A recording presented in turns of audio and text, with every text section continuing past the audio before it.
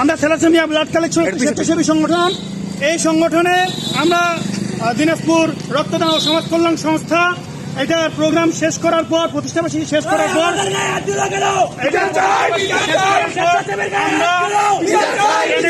দিনাজপুর থেকে শতাব্দী আসছিলাম। ঠিক সেই মুহূর্তে স্টেশন পাড়ার একদল সন্ত্রাসী আমাদের স্বেচ্ছাসেবীদের উপর অকথ্যভাবে মারধর শুরু করে। আমরা এর বিচার চাই। এই স্টেশন পাড়ার সন্ত্রাসীরা গোটা বোচাগঞ্জকে অতিষ্ঠ করে দিছে। আজকে আমরা গোটা বোচাগঞ্জবাসীর সাহায্য চাই। এই সন্ত্রাসীদের বিরুদ্ধে আমরা যদি এক না হতে পারি, আগামী দিনে গোটা বোচাগঞ্জকে স্টেশন পাড়ার দাসত্ব করতে হবে।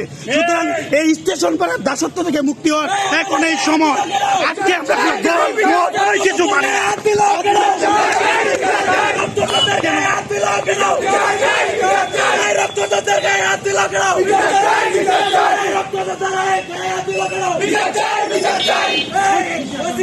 চোখ